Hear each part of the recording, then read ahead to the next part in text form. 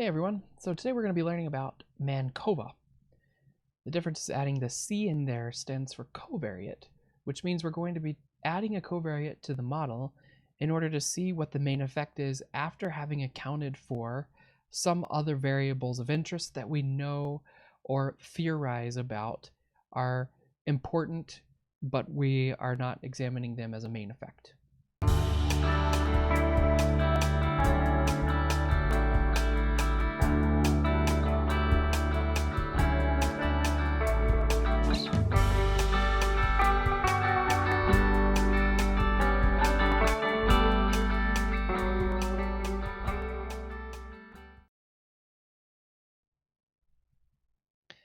All right, so first of all, make sure that you open the file in Canvas. I will be using the same files as before that we've been using with MANOVA, and then you can follow along with me. So first of all, let's revisit assumptions because we're adding something to the model now, which means there's a chance assumptions might change, and in this case, they in fact have. So in addition to the assumptions for MANOVA, we have some new assumptions. One of them is that the covariates are continuous variables. These can't be another set of grouping variables. And they must have, as the other continuous variables do, a linear relationship between the covariate and all of the dependent variables per group. So, and then there needs to be homogeneity of the regression slopes. So in addition to homogeneity of covariances that already exist in MANOVA, now we have multiple different linear relationships that exist within this data or within the model, and we want to make sure that those slopes are the same. And we'll talk about how to do that. So first, let's consider this so that we can get our minds wrapped around an example to help make sense of what this means. So here's a possible research question, and it's a little lengthy, but I think it'll help make sense. How much variability in algebra and geometry achievement, so we're still drawing on the subtests of the PISA 2012 data, can be explained by the frequency with which students have to offer their opinions in math class. And this is measured by the opinion variable. This is a student survey question item in which they were asked how often they were able to do this in their math class. After having accounted for socioeconomic status, ESCS, PISA's measure of socioeconomic status. So as we look at this, first of all, let's talk about what homogeneity of regression slopes actually means. What we want to see is that the coefficients or the slopes of each possible linear relationship between the covariate and each dependent variable is essentially the same. So, for example, based on our research question, the slopes for the following relationships should be the same.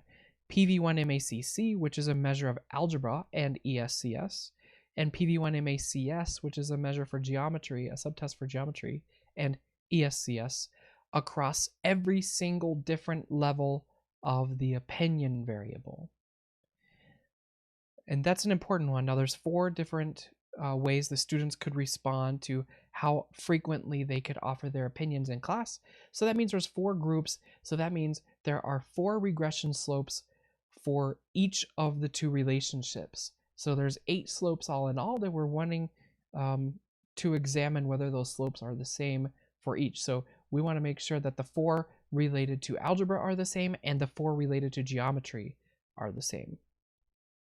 So how do we test that? Well, think back to regression for just a moment. When you add an interaction term in regression using a multiplier, you are examining how the relationship between one variable and the outcome variable changes based on the one that you think is interacting with it. This is also how we would test a mediation or a moderation effect. So in this case, we want to know how the dependent variables' relationships with socioeconomic status, ESCS, change based on opinion levels. And what we're hoping is that they don't change, because this is just the covariate. We're not asking whether that's different. And if that is different, then we're violating an assumption and we shouldn't be including it as a covariate. And that brings up another interesting point to examine in its own right.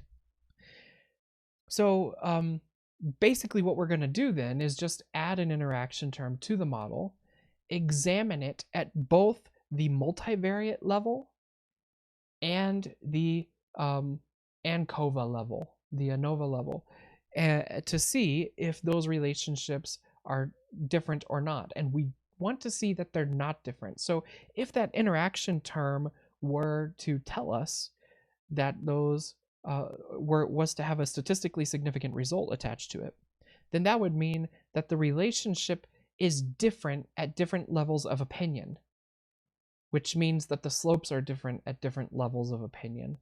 So we want to see a non-significant result once we add that to the model, and that's how we'll test for this. And we'll see it under the model setting. So we'll do that here in just a moment. So now we need to run the MANCOVA, and the only thing that's different is we're going to add the covariate to the covariate box, and then we'll test for this homogeneity of regression slopes. So if we go to SPSS,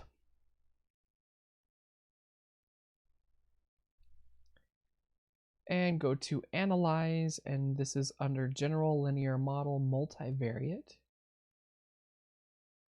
All right, so we see here PV1 MACC and PV1 MACS. These are the dependent variables. The fixed factor, that's our grouping variable. In this case, we are interested in opinion. And then the covariate is ESCS, and it should be continuous. Should have this little ruler next to it. Add that here. And then we want to test first the homogeneity of regression slopes. So here we click on model and we get this, and we want to say build terms. So first we're going to add opinion and ESCS to the model separately. And then you can hold down Command or Control or even the Shift key, select both of these, make sure this says interaction, and click the little arrow, and you'll notice it puts a multiplication symbol between them, showing that it's an interaction term. So this is what we want in our model in order to see if this is actually different slopes. And we aren't interested in anything else at this point, so let's just click OK. And we're going to go down here, and first of all, you can see, in case you forgot, there are 4 different levels of opinion. The 4th level is quite small, so that could be problematic, and I talk about this a little bit in the previous video. All right, and the multivariate test, the thing that we're interested in is this interaction term, opinion times SES. And if we look across Wilks lambda here, the significance, the p-value is 0.697, which means that there are not statistically significant differences in the relationship between ESCS and the grouping variable, or the group across the grouping variable on the dependent variables. And the dependent variables were algebra and geometry tests. If we scroll down, the tests of between subjects effects, find the row that says opinion times ESCS, and notice there's 2 variables here. We're looking at both of them, and we want to see that at the univariate level this is also true, and the statistically significant, they are not statistically significant here, p-values of 0.922 and 0.745, which means that at the multivariate level there's no differences across levels of opinion, and then at the univariate level for each of the 2 dependent variables there is no statistically significant difference in the relationship between SES and those dependent variables. That's what we want to see. Okay, so we can cross it off our list, say we checked it, looks good. Now we can actually run the MANCOVA. Go back to multivariate. Under model, change this back to full factorial. Or if you feel better, just click the reset button, and it will change it back for you. You just have to fill in all these boxes again, which Only takes a couple of seconds. Okay, and then some things that we want to add here. We want to look at the plots based on opinion. That is helpful to see at the end. Estimated means. We want to see the means for the different levels of opinion. Under options, we want to see descriptive stats, effect size, power, parameter estimates, homogeneity test, and a residual plot. This is going to help us. Remember, we still have that assumption that there is a linear relationship with those dependent variables. Click OK. I'm going to take us back to that list of assumptions here, just so we can remember what I'm talking about. Homogeneity of covariances is something that we'll see in this output, and a linear relationship between the DVs per group. So we do want to be able to see that. So first of all, let's look at Box's test of equality of covariances. Remember, there are some issues with this. It does seem to indicate that we don't have any issues with this, then we can assume there's equality of covariances.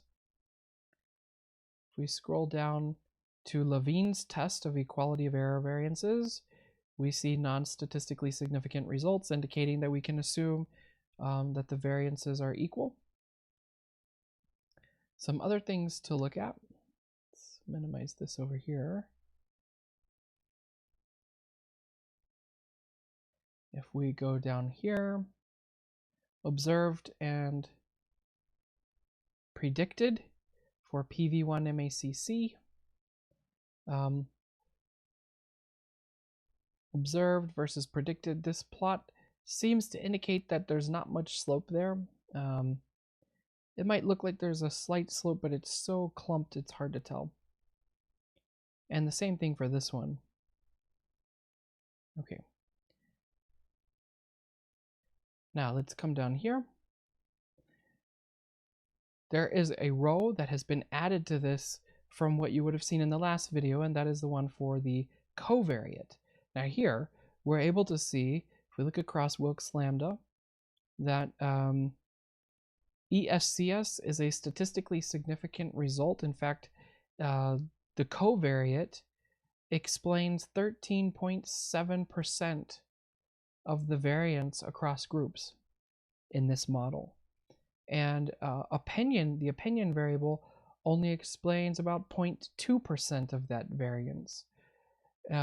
So it seems like the ESCS variable has overshadowed the opinion variable. And if we run this again without the covariate, which we'll do in just a moment, you can see how much different this might look.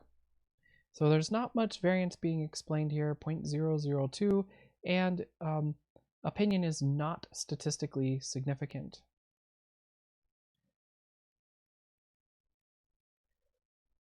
If we scroll down, because we saw a statistically significant result with ESCS, the SES variable, we might be interested in how that looks within both of the dependent variables. And you can see that it's statistically significant for both of them across those groupings for the opinion variable. And partial eta squared, 13.7% for algebra, and slightly less for geometry. A little bit better at explaining the variance in algebra than it is for geometry. Okay, and then of course you see opinion is still is sort of dropping below the first level of statistical significance there. These are both less than 0.05. However, because we didn't find a statistically significant result here with the MANOVA at the multivariate level, then this becomes problematic, and we should be using a different Bonferroni corrected alpha in order to examine that, which will make these no longer statistically significant. Well, actually, this one would still be, it'd be dropping to 0.25. Okay, so what happens when we take this out? How much difference does that make would it still be statistically significant even if we didn't include the covariate? So let's go back here and take out this covariate and run it again.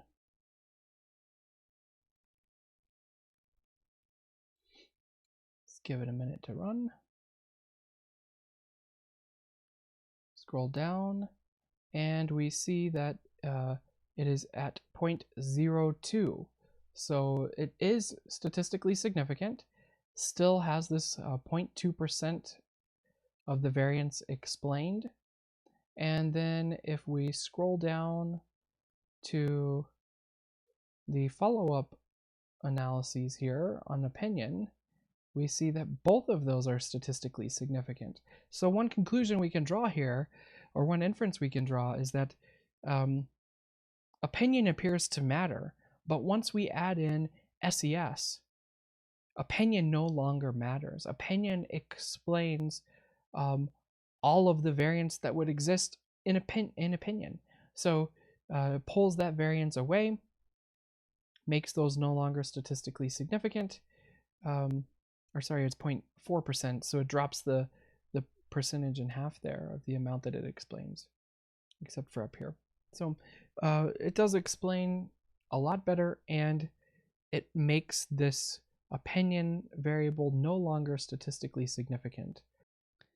So that's all I have for this video. Let me know what other questions you have.